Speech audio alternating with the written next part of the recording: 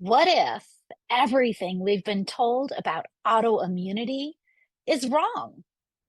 I'm Elizabeth Yarnell.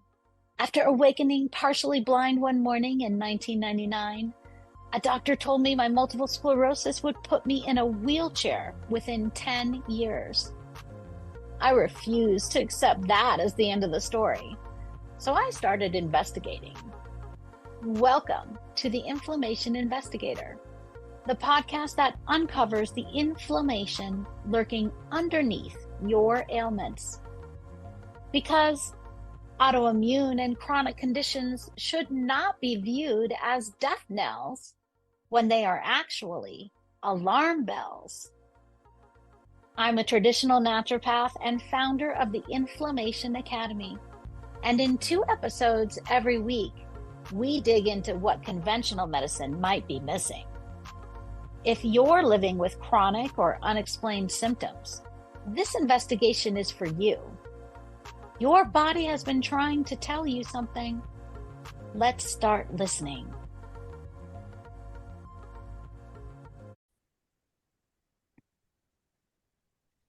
Hi, and welcome back to the Inflammation Investigator.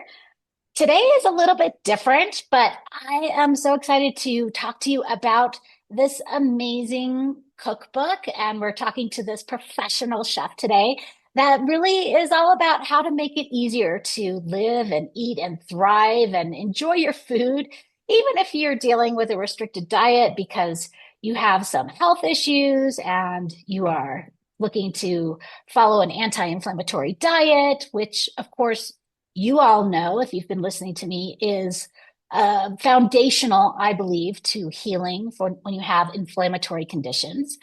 So let me just start to introduce her and let her tell you about her story and how she really developed this, am I going to say method, this way of eating that makes it much, much easier to deal with restricted diets.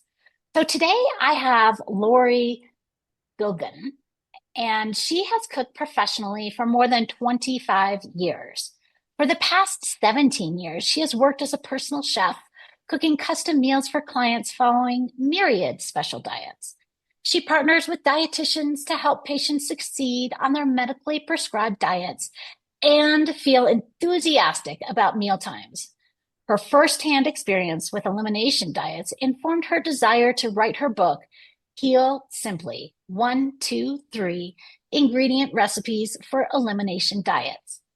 Under the direction of her dietitian, Laurie completed a 3-month elimination diet and understands the challenges and rewards of the process. Her life's work is to help others regain their health through anti-inflammatory eating. So without further ado, welcome, Laurie. Thank you, Elizabeth. So glad to be here. Thank you for inviting me. Oh, I think this is really great because just recently I got a reader email that asked me to recommend a cookbook that was similar to my Glorious One Pot Meals cookbook that would help her deal with her dietary restrictions that she was dealing with, trying to reduce the inflammation in her body. And then I heard about your cookbook. And so Mm. I thought this is perfect and this is exactly what I want to recommend. So let's start kind of at the beginning.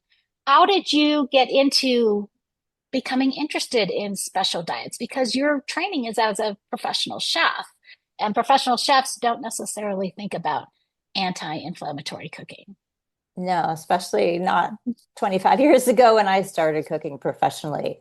Things have changed since then. But ironically, at the time, I was working for a doctor. He had a health-focused cooking school, and I was the director over there, and I was creating recipes, helping people get well. But during that time, I had terrible stomach distress. I had bloat every time I ate. I had no idea what it was. It was really debilitating. And I went to a gastrointestinal specialist. He did an endoscopy. At first, he thought that I might have had an ulcer. So he determined after the endoscopy that I did not have an ulcer, yet he prescribed ulcer medication to me.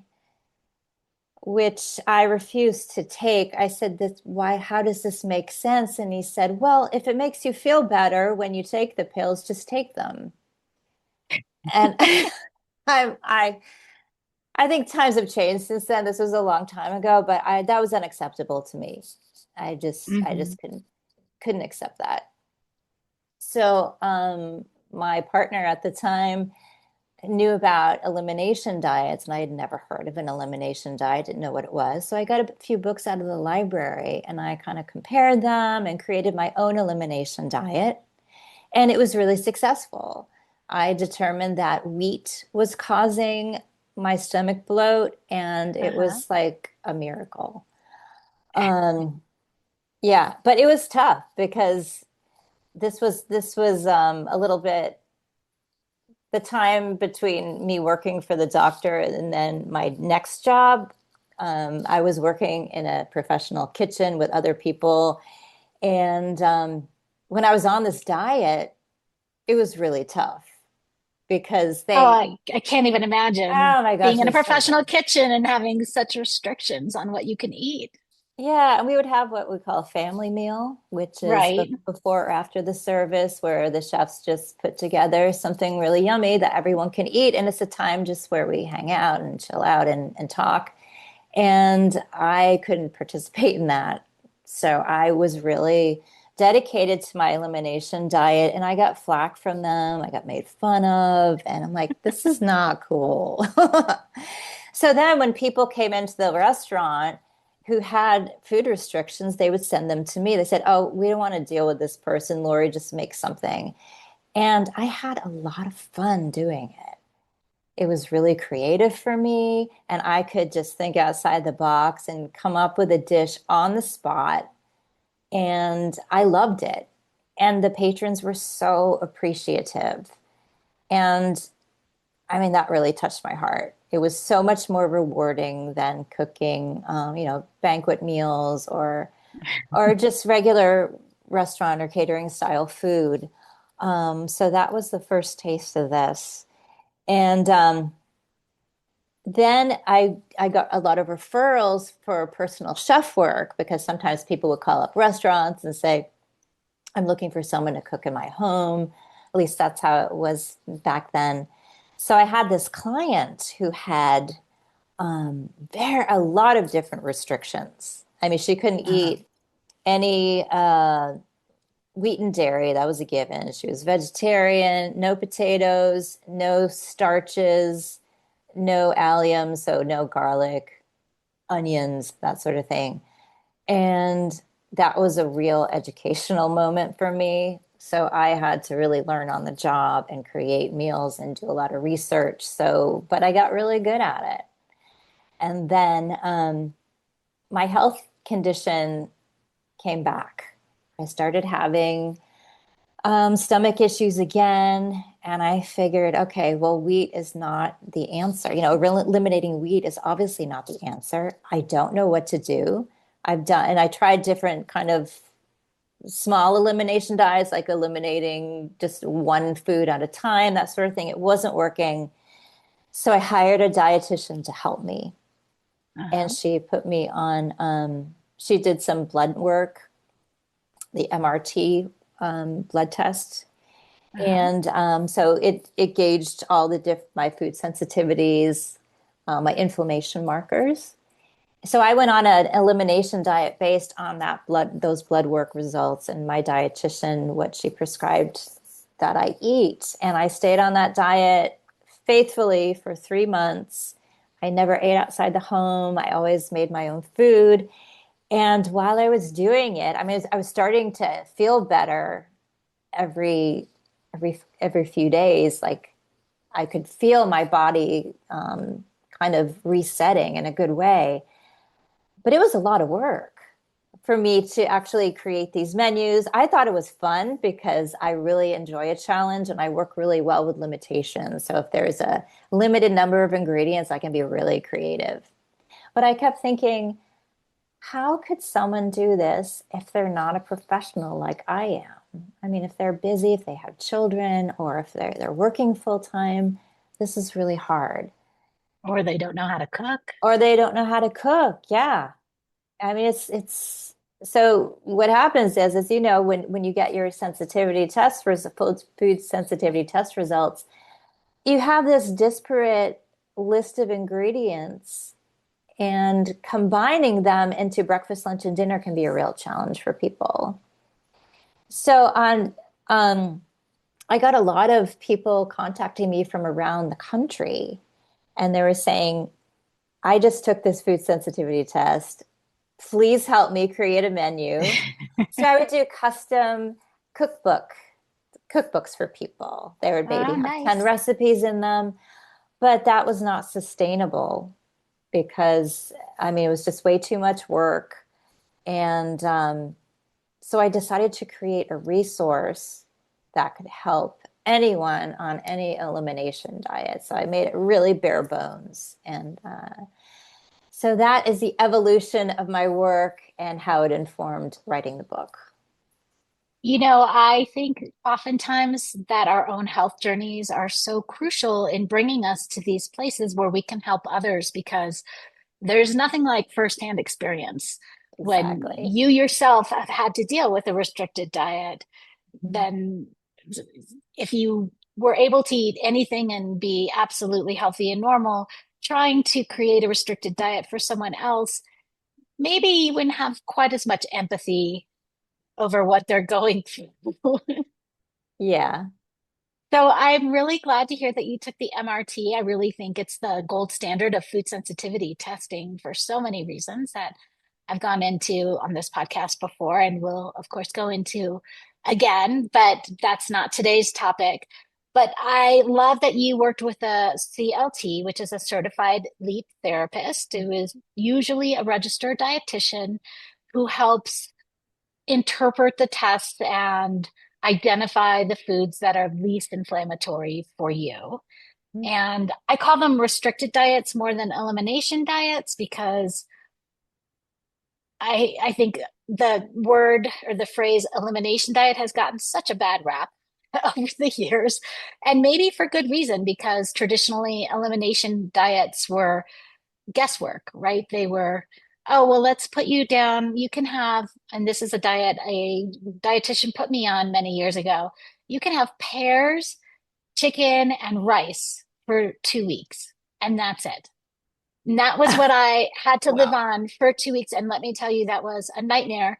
And now that I am a CLT and I use the MRT test, I can see many, many clients who are reactive to pears, chicken, or rice. And so you're telling people based on a guess, but it may be completely wrong and they may be continuing to be inflamed and in pain while they're restricting their diet so strongly, and missing out on so many nutrients and so much nutrition. Forget even the joy of the eating, because let me tell you, 2 weeks on pears, rice, and chicken, and you will not even want to eat. You will think Yeah. it's much easier just not to eat.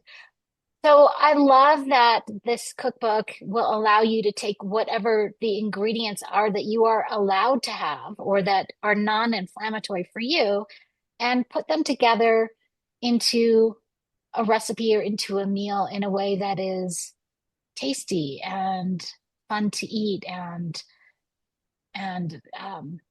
delightful. I'm going to say use that word.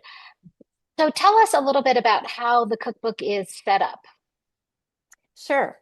It's first of all, it's a pretty small book, and I did that intentionally because I don't want to overwhelm anyone. So, because people are overwhelmed as it is, they don't feel well. It's They true. were just given these test results. They have a food list. What do I do? So I made it very simple. There's a front portion, the first part of the book, which is how Uh-huh. to set yourself up for success. So instead of just diving into the diet, first of all, make sure you understand the diet. So I suggest a few questions that you might ask yourself to make sure that you understand the diet. Like, what foods can I eat right now? For how long can I eat them? Do I need to keep a food diary? if the person doesn't know the answers to those questions, they should contact their healthcare provider who prescribed the elimination diet. Um, so it enables them to just have a good groundwork. Like, okay, I know the protocol. I know how to execute this. Great. Okay. So that's the first step. And then it's about creating a support network with your friends or family, and just some introductory material that will kind of inspire you to get started with a diet and know that it is doable. So it's Which also a is pep the talk. biggest fear, right? For Yeah. people like, oh, I don't even think I can do this. This seems so overwhelming. Hmm. Where do I even start? Exactly.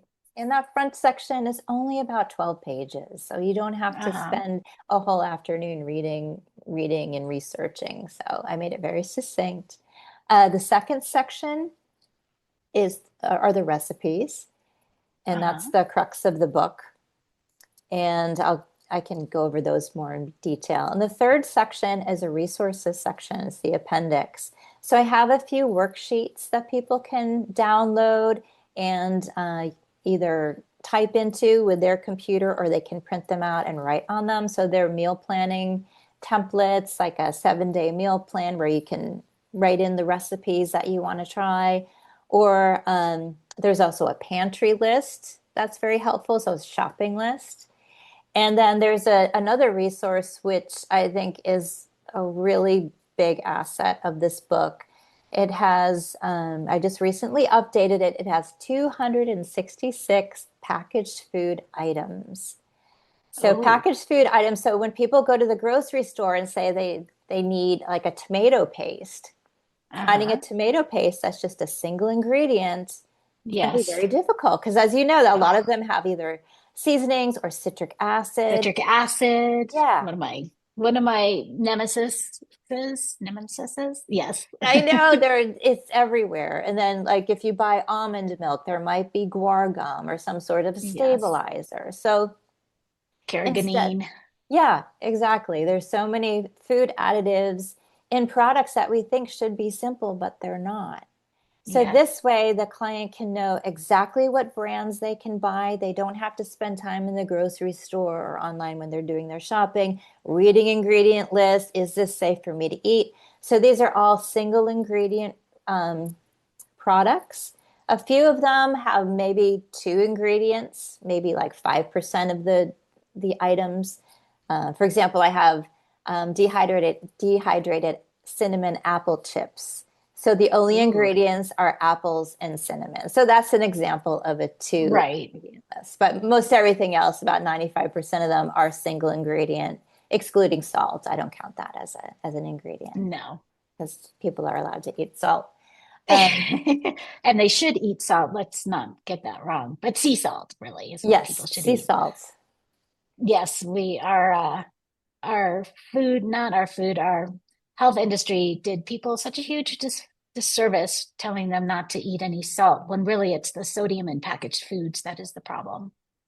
Yeah.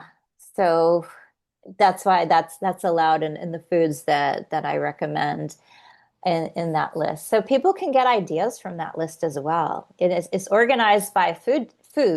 So say you're able to eat um, like apples. That's one of Uh-huh. your low inflammatory foods that you're going to add to your diet. You can look up the chart is arranged alphabetically. So you look up the apple, and then it'll give you ideas for like apple chips, apple sauce, apple juice, like all these different iterations of a food that you might not have thought of. So, for example, there's a grain called camus, which is on some of these food sensitivity tests. Oh, I just want to Hmm. add too. This book can be used with any lab test for food sensitivities. I don't want to just give the impression that it's just for the MRT. It's for any food sensitivity lab test. But Camus appears a lot, and a lot of people are like, "What is Camus? How do I use it?" So if you look at the list, there are Camus cereals like puffed Camus. There's a hot Camus cereal, there's Camus pasta. So it gives people a good, um, some good ideas in addition to the recipes for what they can purchase and what they can eat. I think this is such a great resource. I can't even tell you, especially when I was in the height of my own food sensitivity journey and had a really restricted diet. And I would literally make the rounds every time I went grocery shopping. It would be, okay, here's Trader Joe's, here's Whole Foods, here's Natural Grocers, here's King Supers. And I would have to make the rounds to all of them to get the foods, the packaged foods or the foods that were clean enough to find. And I realized that I should have kept better notes because I would come home and I would have this kind of haul of foods that were safe for me to eat. And I would eat something and I would think, oh, this is really good. Like maybe it was apple cinnamon chips. And then I couldn't remember where I found them and Yeah. where, how to get them again. Exactly. Oh, that's another thing. I'm going to be updating that list of foods. I always have the most recently updated list on my website. So when you get the book, there's a link there that you can click. So always check for the most recent iteration because the one in the book was current as of publication, but not. But the newest version, I'm going to be adding this very soon. I'm going to say which stores you can find them at. So That's so great. that'll be really helpful for people because they might have the brand and the product, but okay, is this at my local grocery store? Do I have to order this from Thrive Market or Amazon or wherever they Right. happen to go? So I give some suggestions if they don't find it in their local grocery store. I also think people should be aware that products or companies change their ingredients list without any warning. Yes. There might not really be anything changed on the label except maybe in the ingredients list. But if you are used to buying that same product, for instance, I used to love these spelt tortillas and they were very clean. They only had spelt flour and water and salt in them, and they were great. And then I realized that I was having all of these symptoms like bloating and digestive issue, and I was gaining weight. And I couldn't figure out what it was. And then one day I looked at the back of the package of my spelt tortillas, and oh my gosh, they had added wheat. Oh And it no. never, it didn't say on Oh, the front sad. with wheat. Hmm. Nothing changed on the front cover of the tortillas. So you had to be aware enough to look at the ingredients list. I was pretty mad. Oh boy. Yeah, I just went through this in February. I went through every single item and double checked on the company's website to make sure it's still the same product because as you said, that's pretty common. Um, and I don't include items from Trader Joe's a lot because a lot of times their products change so often and they're contingent upon availability and whatnot from these outside providers, manufacturers. Um, Actually, maybe you should edit that out because I don't I don't know exactly how Trader Joe's works, but let's just edit out the Trader Joe's part. I actually think that's a valuable thing to recognize because more Yeah. and more grocery store chains are starting to white label products. And so it might be Trader Joe's brand, but they are white labeling it from somewhere else. And the original product, maybe that they've chosen to white label, was clean enough, but maybe once Trader Joe's or the other grocery store chain began to white label it, so I think this is actually something to keep in because people should recognize like 365 Foods, Whole Foods white Mhm. label brand is not, those are not foods that are manufactured by Whole Foods. They are Yeah. licensed by Whole Foods to slap their label on them. They're other manufactured brands, and they might even be brands that you have used very comfortably in the past. Mhm. But when large corporations choose to white label something, there's often a change that happens in the ingredients. So you just have to be buyer beware. I'm going to Yeah. keep this in just to let you know. Okay. full disclosure, because I think it's valuable information. People should realize that this is happening. Yeah, and I've encountered that as well. And you develop this trust that that product and that kind of packaging, I recognize that when I go to the store and I pick it up, but wow, it might be a totally different product that's been reformulated by the manufacturer, yet it's still under the label of that store. Um, Yes. so that's a good point. Yeah. It happens a lot with cosmetics as well. I used to be a huge fan of Tom's of Maine, and I'm going to say the name of Tom's of Maine. I thought they were such a great company. I went to a lecture in the 1990s with Tom of Tom's of Maine, Oh, and no he way. talked about how everything that he put into his products was so pure and so clean, and I was a big fan. And then Tom's of Maine sold to, I think it's Colgate Palmolive, and they're still using the Tom's of Maine labeling. Boy. But if you look at the ingredients list, now they have additives that I don't feel are safe and that I don't think Tom would approve of. Ugh, yeah, that happens so often when companies get bought out. The integrity of the product goes down, It does. and the faith that we had in those products goes down the drain. So yeah, that irks me. So And when I yes, update the list, I make sure that I go to the manufacturer's website and I read the ingredient lists again to make sure like that those apple chips, they're only apples and cinnamon. There's no and they still don't preservative, have anything. sorbates or anything like that on Exactly. those. No color preservative or anything. So yeah, so it's really people need to go grocery shopping and buy packaged foods. That's just, I mean, who's going to make their own tomato paste? Who's going to make their own apple chips? I mean, Right. so you can still eat cleanly while shopping in the grocery section, the dry goods section of the grocery store. And that's where I try and help people navigate that part of the grocery store when they're not buying just produce or meat or seafood or something that is just a raw ingredient, that they can feel confident when they buy something that's in a package.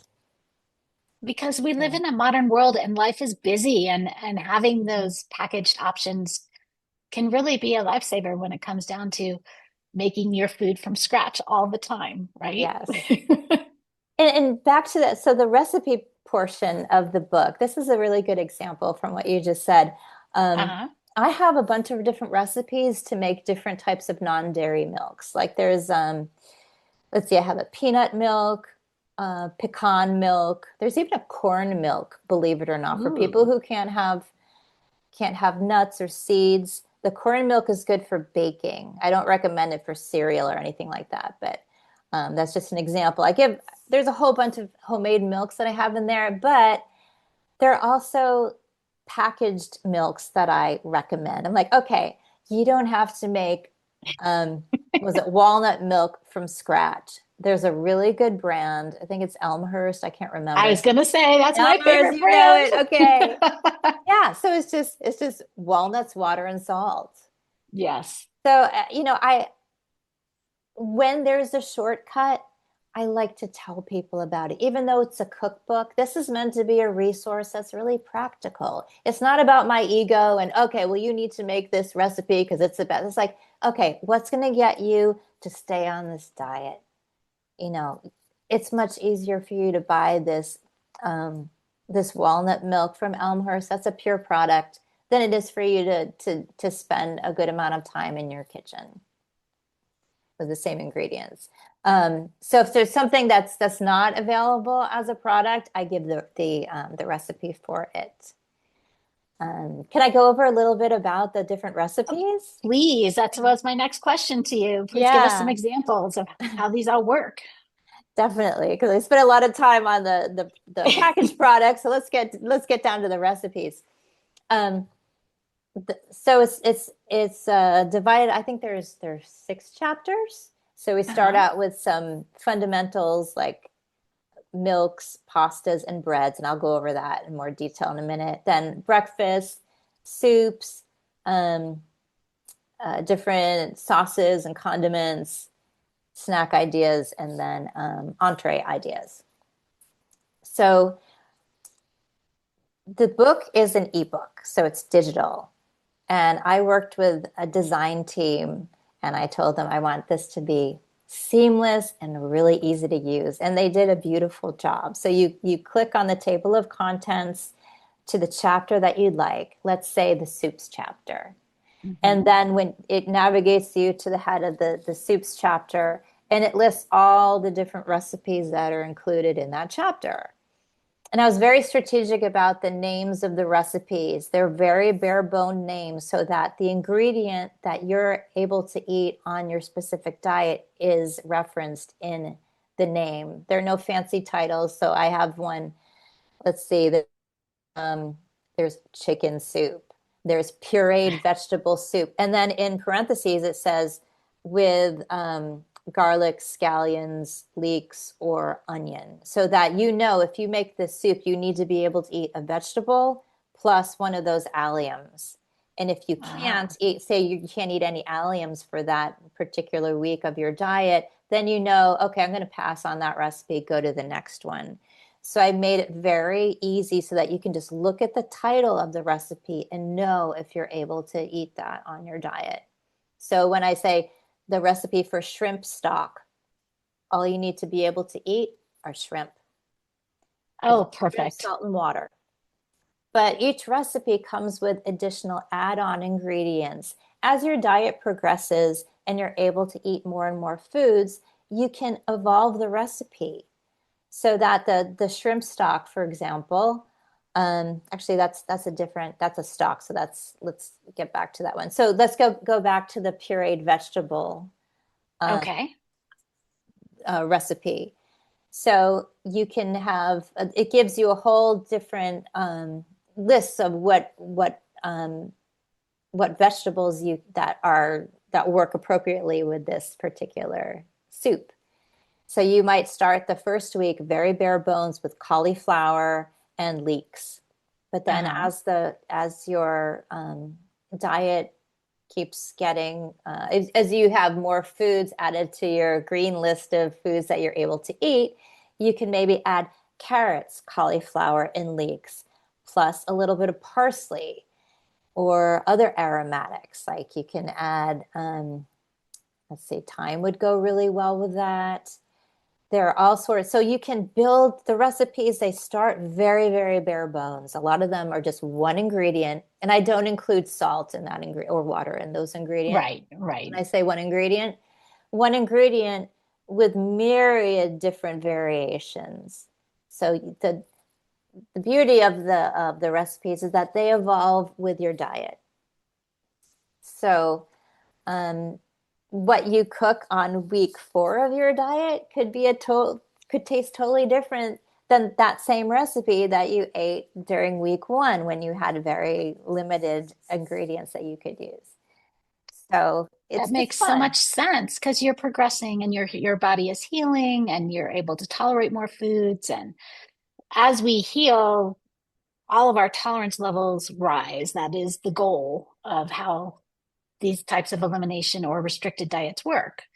Mhm. Is you stay very restricted for the beginning, and then as you heal, you are able to expand your diet more and more and more. I know I've had clients who say at the end of it, they say, what can I never realized that getting restricted would open my world to so many different foods. Oh, I love that. Exactly. People have fun with this. Yes. I have clients who email me and they send me photographs of the recipes that they make and they make it into like a family affair, like it's an activity. And one of the best things is people gain confidence. They're like, I can do this. And then at the same time where they can have that physical task of doing something, like they learn a new skill, like cooking in the kitchen, and at the same Hmm. time, in many cases, people start feeling better. So the two of them kind of coalesce and you link the two together and it just builds confidence. And Yes. and that's what I want. I want people to feel good. No, I want Yes, them because to that's the whole reason you're doing this, right? Is yeah. to feel better. I mean, you're making all of this effort and And you and I know it is not a little bit of effort. It's quite a bit of effort to change your diet so radically and to follow it so strictly. But the results are amazing and completely worth it. And it might as well be fun and delicious to do while you're doing it. Yeah, exactly. And So, yeah, go ahead. oh no, I even have a section in the book like say you're able to eat pears. That's on your Uh-huh. go back to the pear example. I know you probably don't want to ever eat pears again That's after that okay. situation. But say, pears are on your approved list of foods. Maybe Uh-huh. try going to the farmer's market and trying different varieties of pears and see Yeah. which one tastes best to you. Or try a different one each morning with your breakfast. Like it can be an opportunity to really um, expand your love of food, and Yes. just and hone your taste. And especially, here's another thing too, as you know, like once you take out all those additives and preservatives and excess sugar and salt, you really start to taste the food. It's true. Yeah. And you get a It's different true. appreciation for it. And then you look around at people who are piling so much salt on their food, and you're like, you're not even tasting it. Your taste buds are so deadened, really, from all of these additives and preservatives and Yeah. artificial flavors that it is that your whole mouth becomes more alive as you clean out your diet that way. So I wanted Yeah. to ask you, what kinds of kitchen utensils do you use in your cookbook? Do you use like a blender? Do you use a crock pot? What kinds of things might people use or need in their kitchen? That's a good question. And getting back to the theme of my book, simple, everything real Uh-huh. simply. So the only special equipment for some of the recipes is a blender. That's it. Because I figured most people have a blender, They do. and so nothing requires a food processor or any other crock pot or anything like that. You just need a good skillet, which most everyone should have a skillet in there. I would hope If so. you don't, you need one. Yeah, that's kind of a fundamental item, and then a pot. Uh-huh. So it's very, very basic, and all the recipes are beginner level, so people don't have to worry about, am I able to cook this? Some people will be cooking for the first time. There are a lot of people who don't cook. It's But true. when you're on this diet, you're forced to cook Yeah, because you really must. you You must. must Yeah. cook. Yeah. Forced is a bad word. One of my favorite tools is my immersion blender. If people don't know what an immersion blender is, it's basically a blender on a stick, Mhm. and it's a stick, a stalk, and at the bottom is the blending blades, and you can literally just put it directly into your pot that you've been heating up your ingredients for your soup or whatever, and you can blend right in the pot, so you don't have to pour it into a blender container and then make sure you don't, if it's hot, that it doesn't splatter everywhere and Yeah. burn you, things like that. But yes, I love my immersion blender. Yeah. Those are great for soups. Yes, And so many. And you can do like nut butters and things in a smaller container with the immersion blender too. mhm. Yeah, that's a really nice tool to have. It's really convenient because it cuts down on cleanup, like you were saying. You don't have to put it into the beaker of a blender and then clean out the blender and clean out the pot, all that sort of thing. So, And very cheap, usually less than $30. So yep. I that's something I love to like give people as a gift as well. Yeah. So what else about your book should we know about that makes it so easy to do this? Let's see. Well, the titles make it easy. The recipes themselves are easy. Well, it's not overwhelming. That's huge for me. So each chapter, say the soups chapter, it's not going to Uh-huh. have 35 different soups. It has, I can't remember, maybe like 15. And they're alphabetical, so you can just look and see what your allowed foods are for those recipes. Um, so it's just very doable. Yeah, I I'm love trying to that. think. Yeah, this is not the cookbook you want if you're trying to like expand your cooking repertoire and you want to explore world cuisines and specific, culinary techniques. That's not what the book is for. This book is to get you to eat basic foods that make you feel like, okay, I want to come to, this is actually enjoyable for me, something that's enjoyable and easy to produce. And it's specifically geared for the first 2 weeks of um, a diet because that's when the allowed foods is the most limit. They're allowed, the number of foods is the most limited. So Yes. this is really a lifesaver, especially for those 2 weeks, but you can most definitely use them beyond the first 2 weeks. And it sounds like the foods are clean enough and non-complicated enough that you can really serve them to your entire family. It's not like you have to make the special foods for yourself and other foods for your entire family. They can take, say, that cauliflower leek soup and they can add some spicy pepper or hot Mhm. sauce or whatever else they might want to make it more interesting for themselves if they don't have to restrict those flavors, but they can still enjoy the basic same soup as you do, which I think is really mentally and emotionally an important part of when you're dealing with a restricted diet because it can feel so isolating. Yeah, exactly. So I gave an example recently of there's a recipe I really like called French-ish onion soup. So if you make the bare bones recipe, it's basically onion, salt, and water. When you caramelize, it's all about the caramelization that really brings Right. it to life. But if you want to, if you're on, if that's all you can eat that particular week, but you have a family, you could save part of that for you to eat, and then for the rest of the pot, you can add mushrooms. You can add beef if you want. You can add carrots and celery and whatnot, and make that a different iteration of that same meal. Right. Or for the rest of your family, you can put cheese on top or serve it with a toasted bread or something like that, more of a traditional French onion soup serving. But they could still be this, the base soup would still be, everybody would be enjoying French onion soup. Exactly. And that's a good point that you brought up. And this is what MRT is really good because they focus on what you can eat instead of What you what you're can't eat. taking out.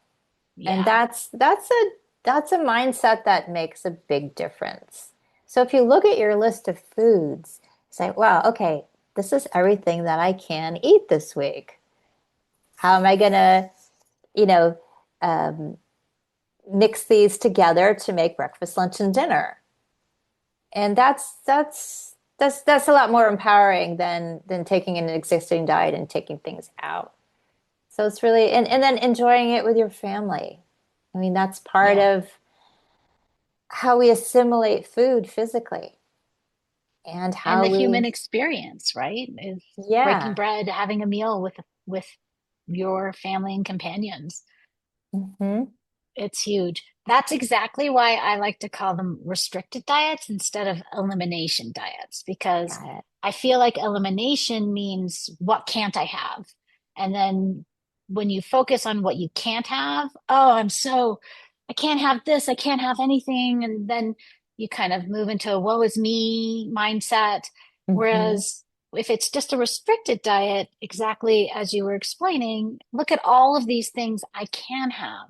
How can I combine these in fun and different ways, all of these different ingredients that maybe some are new to me or maybe not, or maybe there's ways to combine them or ways to prepare them that never even occurred to me because I wasn't focused on these very few ingredients. Hmm. Yeah, it's inspirational to people. It's really fun to hear people like I'll talk to them at the beginning of their diet when they just get their information from their dietitian, they're despondent, they don't know what to do. And then after a few weeks, after, making the recipes and just getting the ball rolling, there's just a levity to them. They feel better, and they feel empowered, and they find new recipes that they really love, and they're like, I'm going to continue to make this even after this diet's over because my family really likes it, and we're going to add this to our weekly repertoire. So it can open up opportunities that people might not have thought of before. It could be a really positive experience. And that's what I wish for people. 'Cause it's, food's about part of, enjoying your food is one of the pleasures in life.